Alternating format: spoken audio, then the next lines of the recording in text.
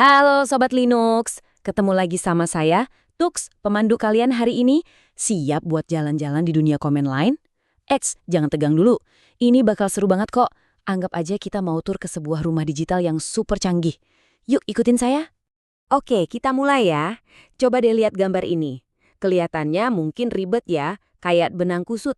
Tapi percaya deh, sistem Linux itu sebenarnya rapi banget. Coba bayangin, ini kayak pohon yang gede banget. Atau denah rumah deh. Setiap cabang, setiap ruangan, itu punya tempat dan fungsi khususnya sendiri. Tenang aja, kita bakal bongkar satu-satu biar gampang. Nah, ini dia rute tur kita hari ini. Pertama, kita kenalan dulu sama struktur pohon Linux. Terus, kita belajar jalan-jalan dan menata file. Lanjut, kita mainin kunci akses dan cari tahu siapa pemilik filenya. Habis itu, kita jadi detektif, memantau aktivitas sistem. Dan terakhir, kalian siap buat berpetualang sendiri. Oke, pemberhentian pertama kita. Nah, Sobat Linux, kalau kita mau bangun rumah, kan pasti butuh denah atau blueprint-nya kan? Biar nggak salah bangun. Sama persis di Linux, petanya itu adalah struktur filenya. Kalau kita ngerti petanya, dijamin kita nggak bakal nyasar. Yuk, kita masuk ke dalam rumahnya. Nah, yang pertama ada slash atau root. Anggap aja ini lantai dasar atau fondasi rumah kita. Semuanya dimulai dari sini. Terus ada slash home. Nah, ini kamar pribadi kita. File-file dan folder kamu semua ada di sini. Lanjut, ada slash bin. Ini kayak kotak perkakas di garasi. Isinya perintah-perintah penting yang bakal sering kita pakai. Terus ada slash etc. Ini ruang kontrolnya, pusat kendali sistem. Semua settingan penting disimpan di sini. Dan yang terakhir, slash var. Anggap aja ini gudang, tempat nyimpen file yang sering berubah, kayak buku catatan atau log aktivitas. Oke, petanya udah di tangan. Terus gimana caranya kita jalan-jalan di dalam rumah ini? Nah, kita bakal pakai beberapa mantra alias perintah dasar. Yuk, kita belajar cara pindah-pindah ruangan dan ngerapin barang. Ini dia 3 perintah andalan buat keliling-keliling. Pertama, kalau kamu tiba-tiba lupa lagi ada di ruangan mana, tinggal ketik aja PWD. Itu kayak nanya, aku di mana ya? Terus, kalau penasaran di dalam ruangan itu ada apa aja, pakai LS buat ngintip isinya. Nah, kalau mau pindah ke ruangan lain, panggil aja CD, diikuti nama ruangannya. Gampang kan? Sekarang, ayo kita beres-beres. Mau bikin kotak atau folder baru? Gampang, pakai MKDR. Butuh selembar kertas kosong buat nulis? Pakai touch. Mau nge-copy file?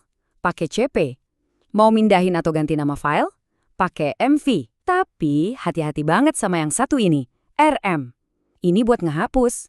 Sekali kamu pakai, barangnya hilang selamanya loh. Nggak ada tempat sampahnya. Oke, rumah kita udah mulai rapi nih. Langkah selanjutnya adalah ngatur kunci untuk tiap ruangan. Jadi, kita bisa nentuin siapa aja yang boleh masuk dan apa yang boleh mereka lakuin di dalam. Nah, di dunia Linux, ini namanya izin file atau permissions. Dan alat sakti buat ngatur semua izin ini namanya chain mode, singkatan dari change mode. Pakai perintah ini, kita bisa jadi satpam super canggih di rumah digital kita sendiri. Keren kan? Jadi kuncinya itu ada 3 jenis. Baca atau R simbolnya, ini cuma boleh lihat isi.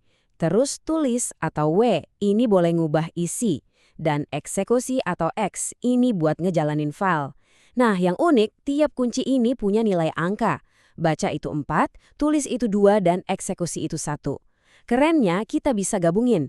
Misal, kamu mau kasih izin baca dan tulis. Tinggal tambahin aja 4 plus 2, jadi 6. Gampang banget kan buat bikin kombinasi akses yang pas? Nah, kunci-kunci tadi kita kasih ke siapa? Ada 3 kelompok. Pertama ada owner, ya si pemilik filenya. Kedua ada grup, anggap aja ini anggota keluarga atau teman satu tim yang punya akses khusus. Dan yang ketiga others, alias tamu atau orang lain di luar grup. Jadi kita bisa atur super detail, pemilik boleh ngapain, keluarga boleh ngapain, dan tamu cuma boleh ngapain aja. Oke, kita udah bisa ngatur aturan mainnya. Tapi kadang-kadang kita juga perlu ganti akta kepemilikannya. Misalnya nih, kamu mau ngasih file penting ke teman kamu, jadi dia yang jadi pemilik barunya. Nah, disinilah bedanya Cmod sama Chown. Ini penting banget Sobat Linux, jadi ingat-ingat ya. Cmod itu buat ngatur aturannya, siapa boleh melakukan apa. Kalau Chown, itu singkatan dari Change Owner, tugasnya buat ganti pemiliknya. Jadi pertanyaannya, siapa pemilik file ini? Beda kan?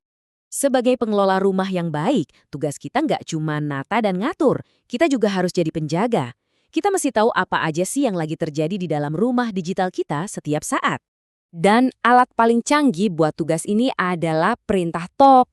Bayangin aja top ini kayak layar monitor CCTV di ruang keamanan. Dia nunjukin semua aktivitas di sistem kita secara langsung. Siapa yang lagi pakai banyak sumber daya, program apa aja yang jalan, semuanya kebaca di sini. Pas pertama kali kamu jalanin top, mungkin bakal kaget. Wah, isinya angka sama tulisan semua. Kelihatannya bikin pusing. Tapi tenang. Ini sebenarnya gampang kok dibacanya. Yuk kita bedah bareng-bareng bagian yang paling penting. Nggak usah pusing sama semua teksnya, fokus aja ke beberapa kolom ini. Ada PID, ini kayak nomor KTP buat tiap aktivitas. Terus ada PGNG, jelas ya, ini nunjukin siapa yang lagi jalanin. Nah yang paling sering kita lihat itu persen CPU sama persen mem. Ini nunjukin seberapa rakus proses itu makan tenaga prosesor dan memori. Kalau sistem kamu tiba-tiba lemot, coba intip kolom ini. Siapa tahu ada yang angkanya gede banget, nah itu dia biang keroknya.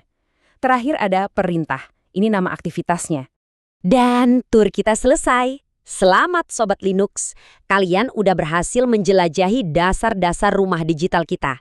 Mulai dari baca denahnya, jalan-jalan, sampai ngatur sistem keamanannya. Sekarang, kunci rumah Linux ini udah ada di tangan kalian. Oke, rekap singkat ya. Kita udah lihat kalau sistem Linux itu kayak rumah yang terstruktur. Kita udah punya peta dan center, yaitu CD dan LS buat keliling. Kita punya alat buat nata barang pakai mkdir, CP, MV, sama RM. Kita juga bisa ngatur kunci pintu pakai Cmod dan akte kepemilikan pakai Con. Dan terakhir kita punya CCTV canggih, yaitu top buat ngawasin semuanya. Lengkap! Nah, sekarang giliran kamu yang coba Sobat Linux. Dari semua perintah yang udah kita bahas tadi, mana nih yang paling bikin kamu penasaran buat dicoba duluan? Petualangan kamu di dunia Linux baru aja dimulai loh. Kalau ada pertanyaan, jangan ragu tulis di kolom komentar ya. Jangan lupa juga subscribe biar nggak ketinggalan update terbaru. Dan kalau kamu suka sama pembahasan ini, klik tombol like-nya ya. Sampai jumpa di penjelajahan kita berikutnya.